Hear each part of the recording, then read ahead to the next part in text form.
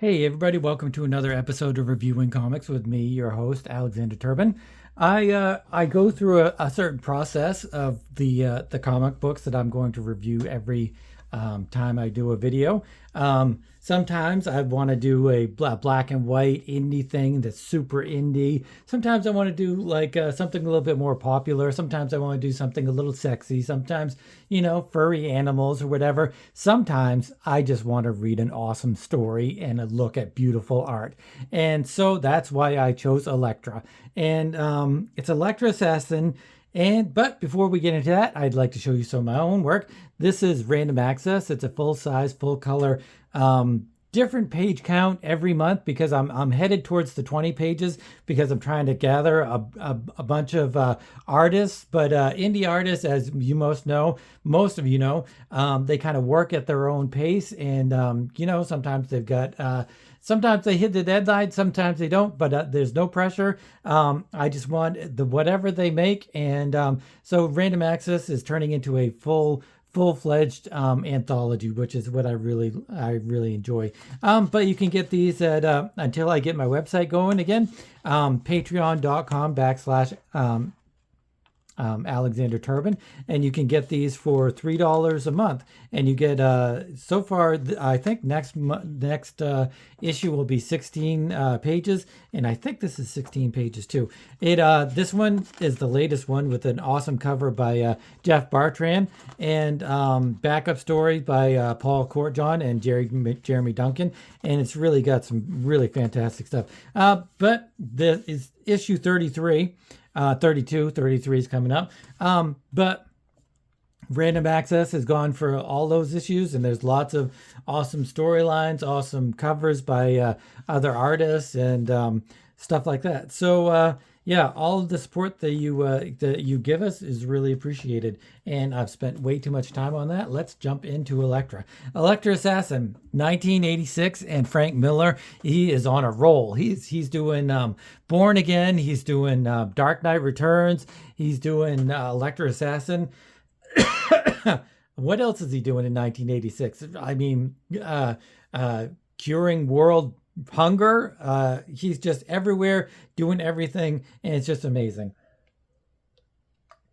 Of course, Born Again and Elektra Assassin, he's not doing the art, but Dark Knight Returns, he is doing the art. So even though it's not easier, certainly not easy to write comic books, I would never ever say that. And I don't know, it's a very nebulous kind of thing. Is it faster? It probably is. I've written a few comic books, a few comic book pages, a few stories and stuff like that I haven't drawn. And it's difficult. It's super difficult because, as I've said before to other artists and stuff, that the most difficult part for me is doing the layouts and going from this blank white page to having panels, having figures, having anything is the hardest thing for me. So even, if you're a writer, comics books writer, you have my biggest sympathies and my biggest appreciation, because every page, every idea is a blank page, and it's very super difficult, as you all know, the writing, and oftentimes the comic book writers don't get enough credit, whereas I really think they should. So Frank Miller, Bill Sienkiewicz, I'm really looking at this for the Sienkiewicz art because he's just amazing. He's like a god. Unfortunately, I went to the Joe Kubert School hoping that Bill Sienkiewicz was going to be a teacher, because he did teach there for a few years. I'm not entirely sure, but the year that I went, that was the year after he stopped teaching at Kubert, so I didn't even get a chance to see him there or meet him or anything, and that was one of my biggest regrets at going to Kubert's. But it's Elektra Assassin, The Lost Years, and I think that's the name of the story. I'm not going to give this a rating or review at the end, because it's a 10. It's a 10 with the writing, it's a 10 with the art, and it just doesn't get much better than this. Could it be better? It is so hard to tell because of the way that the story is told and the story that it's telling. It's it's a thing. It's a thing, and for me it's a 10. I can understand why somebody wouldn't love it as much. Some people don't love Bill Sienkiewicz's art. Those people are silly in my eyes.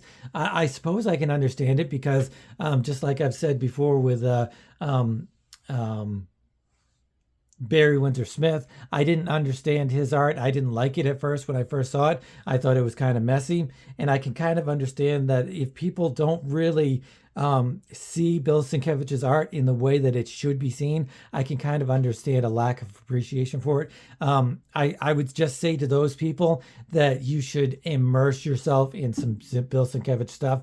And as you read the Sienkiewicz stuff, whatever it is, you're going to get he's going to grab you. He's going to grab you and hold you and keep you. And that's what he did to me. Really, the first thing I ever saw from him, I don't know whether it was New Mutants or this or Moon Knight, but he just grabbed me from the very get-go. So we're going to get into this. And like I said, I'm not going to review it. It's a 10. 10 art, 10 writing. But so I'm just going to try to maybe stop every once in a while we're going through the story, because the story is a little bit confusing, but it's supposed to be confusing. It's a little bit, I don't really know the words other than confusing. It's showing Elektra, and a lot of it is in her mind. Frank Miller is using a lot of narration instead of dialogue, and it's just kind of telling her backstory, which is the lost years. And so let's just dive into this, and hopefully things will become clearer. It does, if you're not steeped in the lore of Elektra and Daredevil and the Hand and all that stuff, I don't think that this is a good starting point. It kind of starts with you hoping that you'll have some sort of frame of reference to what's going on. It does explain everything, but it explains things in a little bit of a way that it's a little bit nebulous. That's what the word of the day for Frank Miller's Elektra Assassin is nebulous. The art is nebulous, and I'm not entirely sure I'm using that word correctly, but I don't care because I like it, and that's how I feel about this book. It's hard to grasp. I think that's what nebulous means. It's hard to grasp, but once you do grasp it, it really is it's a treasure to hold into your hands. So Chapter 1, Hell and Back. I don't know what he's using. He's using Bill Sienkiewicz, that is. He's using oils. He's using acrylics. He's using watercolors. I think he's using airbrush. He's using all kinds of different mediums. I think for the most part, though, he's water brushing or watercoloring rather. I'm not entirely sure though. This looks like it could be spray paint. Anybody that has ever seen Bill Sienkiewicz do a piece of art it is weird to watch. It is hard to see. It's like a magical act. He starts out with this blank piece of paper and he says, I'm going to do the one thing that I saw him do. He said, I'm going to do this old weathered truck that somebody would have in their yard. And so he starts out and he's just kind of sketching. You're like, hey, that's cool. He's sketching. That's cool. I don't really understand what he's sketching, but that's what he's doing. But then he starts throwing some ink down and some paint and starts spraying bottled water and splashing it everywhere and using it. And then it just like, it formulates in front of your eyes. It's like a magic trick that a magician says, here, this is how I'm going to figure out that I'm going to know what card it is you pick out of the deck. He does it in slow motion. He explains it the whole time. And then at the end, you're like, how'd you do that? That's exactly how I feel about Bill Sienkiewicz. I don't think I could watch enough videos where I would understand what he's actually doing. It's just a magical trip. So I think there's some sort of spray paint going on. I think it's some watercolor. I think it's it's because it's got a lot of texture going on, and it's just a Caribbean island. And so that's where our establishing shot is. I love establishing shots in comics. It tells you where you are.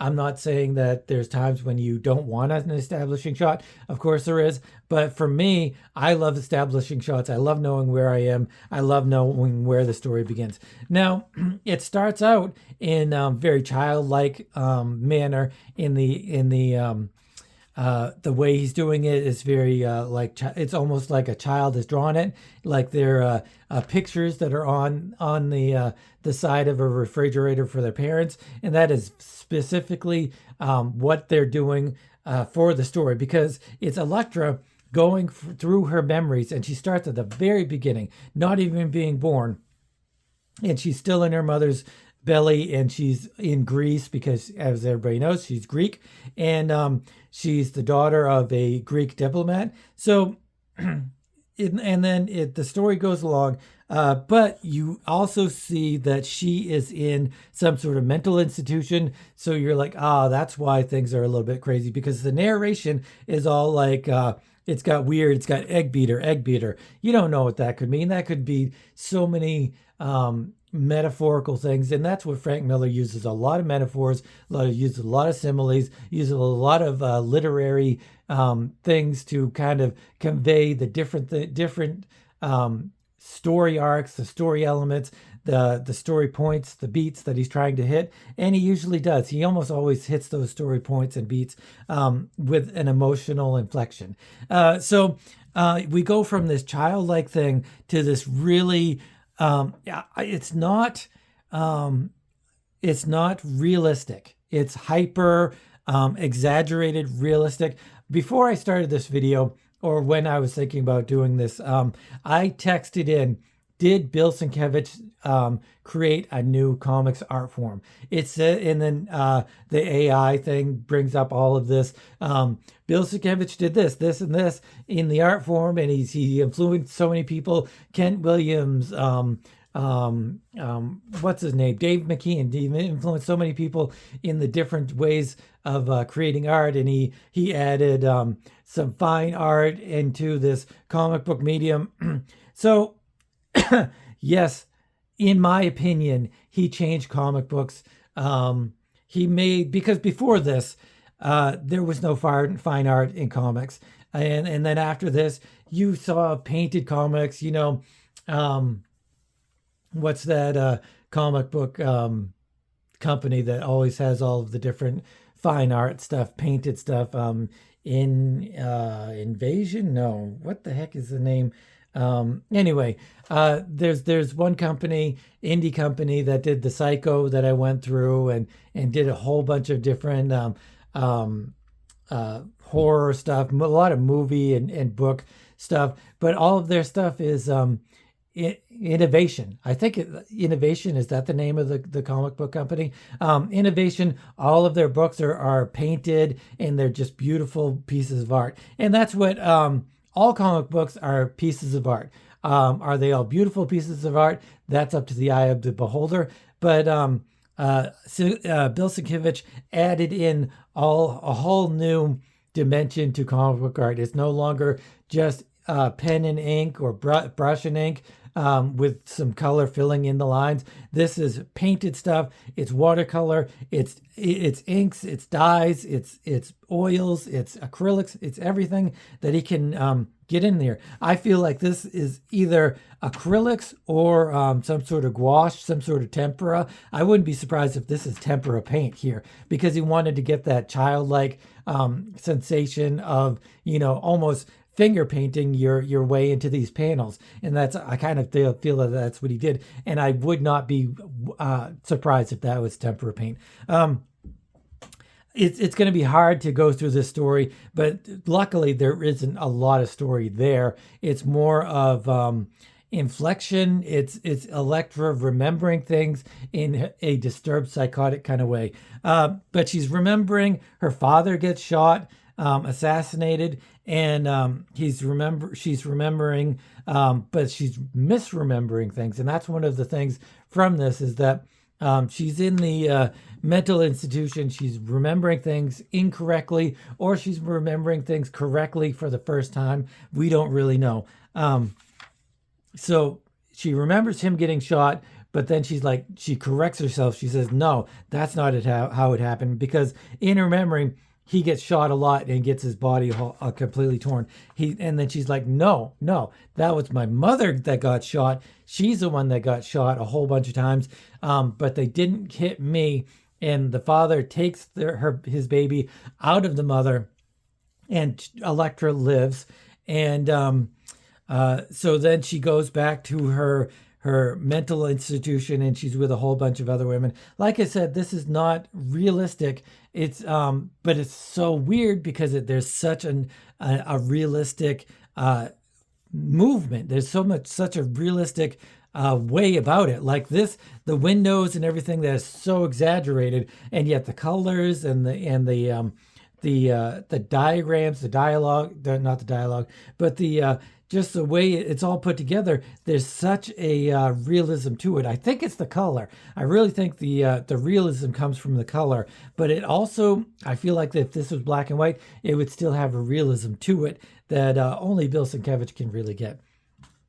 So you've got a lot of panels that are not really realistic, because that obviously takes a lot more time and effort to do something like this than to this. Like he could probably do this, knock that out in a few hours, and then this probably would take a day and a half to do by itself. So he's kind of going back and forth. This is a little bit simple. He probably knocked this out in a few hours. Excuse me. This in a few hours, and then this maybe a day or so. So because it's fine art crammed into a comic book, he also has to use these other techniques, and it goes along with the story. If it didn't go along with the story, I would have a real problem with it, but it goes along so specifically with the storyline that it makes it perfectly okay. But the times when it is really realistic and yet not is just so amazing. I mean, look at these panels. It's a panel of Elektra's mother lying there, and it's realistic. It's not realistic. It's hyper realistic. It's exaggerated realistic. So there's so many things going on here, and then he transfers back into the childlike state, because it changes. Her mind changes along with the story, and but one of the things here is because, as we know, Elektra is an assassin. She's the girlfriend of Daredevil, Matt Murdock, and she is part of she becomes part of the. So I'm going to give you a quick rundown of what happened. She's young. She starts to work with stick and stone and all of these other good ninjas, I guess, wizards, whatever. They're fighting the Hand, and the Hand is like a demonic cult, and so they're training Elektra at a very young age, which this will show all of that, but it's done in such a way that I might miss it. So I'll just give you a little rundown. But Stick decides that she is too corrupted, that you have to have a certain purity to fight the Hand. So he casts her aside. She lives her life a little bit. She's got some of the almost magical powers, but it's really like a learning technique, telepathy, and some of the other things that that is almost magical, but it's kind of like how some martial arts are almost magical. But she gets away from, or she is cast out by the Brotherhood of Goodness, or whatever they're called. I can't remember what they're called. But then the Hand get their claws into her, and she goes through this whole storyline with Daredevil, Matt Murdock, and she almost turns bad. She does turn bad, but then she redeems herself. A lot of Elektra's story is and it's an arc of falling into a pit of despair, and then being raised up and becoming a hero that she kind of is. And that's in another Elektra book that I'm going to go over at some point, Elektra Saga, which retells or it has panels and pages from the original Daredevil. So anyway, she's in the mental institution, and but then she like her false memory of her father being killed, that doesn't happen until later on. So she realizes that she's not really completely there. But some of this I want to read. I am 5 years old. The windows rattle, and I'm afraid of what lies outside. The door to my bedroom opens.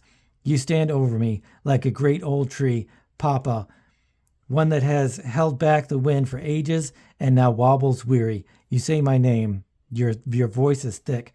You tell me you love me. Your breath smells like wine. You lift the sheet from me and No. The pills and the long talks your friend gave me, they show me I am wrong. They show me I made that up. You never, they tell me you wanted to. So what I'm gleaning from this is that Elektra was sexually abused by her father. It's often kind of hinted at in the Daredevil comics that she has an insidious relationship with him, that she clings to him a little bit too much. It's after he's killed that she leaves Matt Murdock and Daredevil to go become an assassin and stuff like that. But I feel like that is the reason she's got that darkness in her soul, and that's why Stick casts her out, because she has this this trauma that her father gave to her by kind of taking her purity with his sexuality. I believe this is the only reference to that. It might have been hinted somewhere else, but I believe this is the only reference to that. And then it backtracks. It's almost saying like it didn't happen. But to me, I think that it did happen, and that it's Elektra's biggest, deepest, darkest secret. So I don't know. Let me know if you guys think that he did sexually abuse her or not, and whether or not that is supposed to be like a well-known thing, because I kind of think that it might be supposed to be like a secretive thing that's, you know, if you're really paying attention, that you'll understand. So it's got her father. They're having a great time. She grows up. But then she returns to, this is all memories of her in her mind while she's in this mental institution, being beaten, being attacked and stuff. She's thrown into a cell with a bunch of women. They're spraying her down. They're torturing her, and they're just doing some horrible things to her. This is where it goes to, she's 12. She gets her father, who is also a martial artist, gives her as much help, as much training as he can, but then he finds the best martial art teacher that he can, which is Stick, and she's the best student that he's ever had, and he's trying to recruit her to the war with the hand that they're having. Like I said, there's 7, I think, of them, or 8. There's Shaft, Flame, Claw, Wing, Stone, and Stick. So 2, 4, 6, 8. Nope, that's 7. 1, 2, 3, 4, 5, 6. 7 star. So she wants to be the 8th one in a war against the hand. So this whole part is them teaching her how to become a warrior and a hero. They almost, it's borderline torture. I love how the color of her is blue, because they're up in the mountains and it's cold and it's freezing. He's blue too, and it's just showing the all of this blueness and whiteness with very little bit of red or pinks. It's almost like they're in the backdrop of a mountainside, and it's cold and it's wet, and you know, it's horrible. And yet she loves her teacher. It talks about how they telepathically talk to each other. It doesn't come out and say it. It just kind of infers that. A lot of this stuff is Frank Miller inferring things, and she just discovers it. She learns how to do it, and it's really kind of takes them aback that she can learn that stuff. She is really a gifted, not just a martial artist, but as a warrior and everything. But then it goes from all of this very acrylic-y kind of stuff to again, very, very realistic looking, where she's in the mental hospital. This is the page where she's thinks she's doing great, but Stick, he kicks her out of this this program or whatever, where they're teaching her how to be a great martial artist, and she doesn't really realize it. And he sees the darkness in her heart, and like I said, I believe that's because of the father's sexual relationship with her. Then it zips to, in her imagination, in her memories, and she's always saying these weird things like how they're baubles, they're spheres, and I think the spheres are her looking at her memories. It's very odd that Sienkienwicz and Frank Miller never actually put spheres in any of the illustrations. It's all in her narration and in her mind. So I think that's very odd. I think that maybe would have been a missed opportunity to do some of these illustrations as spheres, and you could have seen the twisted and distorted ways that some of these were done. And I think that really kind of was a missed opportunity. But it's her being with Matt Murdock. It's the happiest time in her life that she's ever been. But then her father gets killed, and that ends everything. And that's when her world is shattered. Remember, he's done sexual things with her, but she thinks that's completely natural or normal or whatever, or part of her does. It's a very difficult thing to deal with, that kind of trauma. And so he dies. Her world is shattered. She leaves. She becomes the assassin, Elektra Assassin, instead of being Matt Murdock's girlfriend. It goes back to some of this realistic stuff. It switches back and forth, realistic to, I'm not going to say, what's the word I'm looking for? But it's not realistic. It's more metaphorical or something like that. But then it switches back and forth. The guy who's tormenting her in the mental hospital, and it's got some weird panels. I'm not really understanding what's going on here. I think that is just him. I think this is him sexually abusing her, and that is kind of ties into the father sexually abusing her, and she's a rat and he's a turtle. And what is the type of art that I'm looking for? But it goes back and forth to this not realistic stuff, almost cartoony stuff, to very realistic. It shows her eyes, it shows her face, and she kills him. She kills the guy that is raping her and molesting her, and she's pulled away by these other guards or whatever. But like seeing her, she's going between lucid and just kind of crazy, mentally unstable kind of thing. So it goes back and forth, like I said. Some of the great stuff of Bill Sienkiewicz, obviously, and it cuts to the part where she joins the Hand after her father is killed, and she leaves Matt Murdock. She goes and joins the Hand. They find her. They put their claws in her. They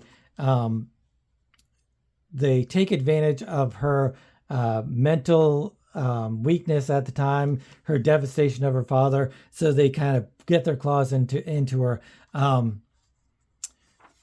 But one of the great things, one of the most fantastic things about Bill Sienkiewicz's art is his lighting techniques. I mean, he's got such great lighting. You see these.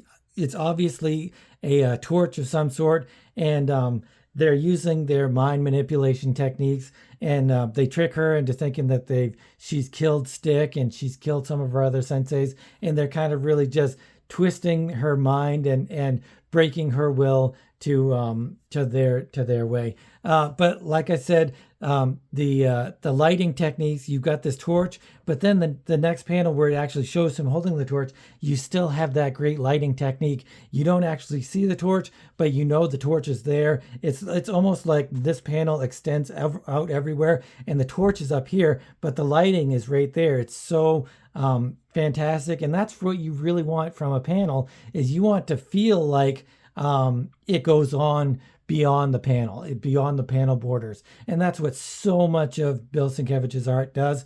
You can feel there's a whole world expanded past that one panel or that one page or whatever. So it's got this is where they talk about the Hand and the Beast and all this stuff. I'm not entirely sure that they continue that in Marvel Comics without Frank Miller's kind of guidance, where they've got this demonic presence. I'm not sure the Hand ever uses or is seen as some sort of demonic kind of thing. Somebody who's really into a lot of the Daredevil. I mean, I have so many issues of Daredevil. I have like two long boxes or a long box and a half of Daredevil, all Daredevil comics. So I know my Daredevil, but at a certain point, I stopped reading or I missed a few issues or whatever. And I'm kind of wondering if anybody knows anything about the Hand and whether or not this demonic thing continues without Frank Miller. Abstract. That's the word that I'm thinking, where these panels are more abstract. It goes from realistic to abstract, abstract, realistic, abstract, abstract. Now it's not completely abstract. It's got a cartoony vibe to it, but so much of this stuff is a realistic. That's almost what I would say, a realistic impressionistic abstract kind of thing going on. And so they've broken Elektra. They've turned her into the assassin that they want, and she's going full in. Or they've taken her. They've sent some people in to test her. I don't think they really want these ninjas who are after her to kill her. I think they're trying to awaken the demon inside her. Maybe that is actually what the demon is from the hand. It's the demon within each of us that is kind of awakened or held within, and that's what the darkness is from her father and from being raped in the mental institution and all that stuff. But she awakens from it. She becomes a little bit lucid. She slips out of her jacket there, her straight jacket, and she's got some wounds and stuff, but she's kind of just trying to she's fixing those.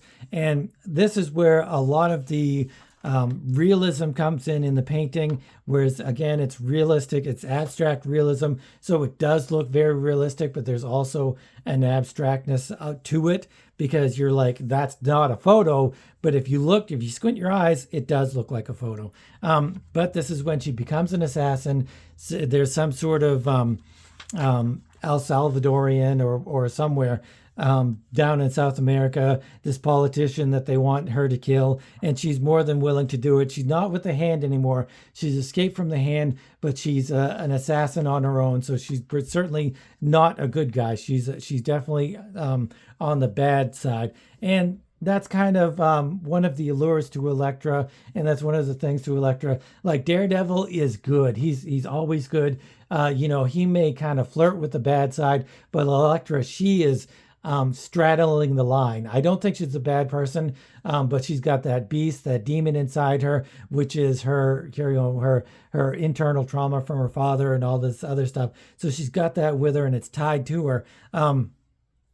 But she gets away, or rather, she gets away from the mental institution. She becomes the assassin, and she sneaks into the bureaucrat's window. Actually, this is after it's done. She kills the bureaucrat or whatever, and then she goes to the American embassy to find out who has paid to have her kill somebody, and she realizes that it's not, or maybe it's only, I'm still not understanding this completely. So if anybody wants to join in the conversation, there's milk in this, and the hand seems to use a lot of this milk kind of, I don't know if it's a metaphor for poison or mind control, or if it's supposed to be a real thing. Is this milk in that they talk about? They talk about the milk and the demon and the beast and the darkness, and they're always giving her milk, pouring milk on her. It's supposed to be like a mother's milk or some kind of thing like that. But is it like a poison, or is it supposed to be a sexual innuendo thing? Is that supposed to be semen, like the father taking advantage of her sexually? I don't know. I'm not entirely sure about that. I might have to read it again and maybe do some Googling and see what other people think. But anybody that knows anything about this kind of stuff, or has read any of this or all of this, join in this discussion and let me know. She goes to kill this guy who has tricked her or whatever, because she realizes that he is either part of the hand, or because of this milk is poisoned by the hand and being taken mind control over by the hand or something like that. So she wants no part of it. So she goes to kill him, and she tries to kill him. But then, I don't know, some of this jumps back and forth. She's back in the mental institution. Was this a real thing? Or this is where she goes to the mental institution, I think. No, I think she's still... No, this is where she ends up, because this is still a memory. But this is where she ends up going into the mental institution, because they capture her. She tries to kill the embassy director or whatever. And but it's really the Hand and the Beast, and or the demon or something. They capture her, and that's where she ends up in the mental institution. But she becomes lucid. She goes in and out of lucidity. But then she kills the people that are torturing her and doing all of these things to her. And this is where it's the lucidity is the realistic parts, obviously. And so there's a shattering of her mind where it's coming back together. It's actually coming back together. All of these memories, she's holding on to all of these memories, and those memories are actually what come together. And that's how she mends her mind and gets her mind back together. And so she escapes from there. She kills all of these guys that are capturing her. And this is one of my favorite panels. This is probably my favorite panel in the whole thing, where she's throwing this knife at the guys that are, and the women that are taking her, that took her hostage and everything. And then so she jumps and she leaves. I'm going to go over this Elektra Assassin. I'm going to go over multiple issues, and there's still, there's so many things to say, both about the artwork and the writing. I didn't really get into the writing too much and any of the nuances and stuff like that, and the metaphors and similes, like I was saying. But I did get into it a little bit, but there's so much more to unpack. And that's what I love about Frank Miller and Bill Sienkienwicz, is that they're not just there. They're not just, face value. You've got to unpack it. You've got to look at it. You've got to dig deep into it. And that's what I'm going to do. Maybe I'll go through the whole Elektra Assassin series. I have all 8 of them. So yeah, maybe I'll do that. Let me know if that's what you'd like. But anyway, Elektra Assassin #1. If you're new to the channel, this is kind of what I do. I review indie books from the 70s, 80s, 90s, and beyond, and everything, but also Marvel and DC stuff that I feel has some real artistic integrity. And I would go so far as to say that Frank Miller has a touch of indie comics in him. Now that I just think of it, I think, yeah, he's an indie creator. I'm from now on labeling Frank Miller as an indie creator, even though he did work for the big two and, did all of the stuff that he's done.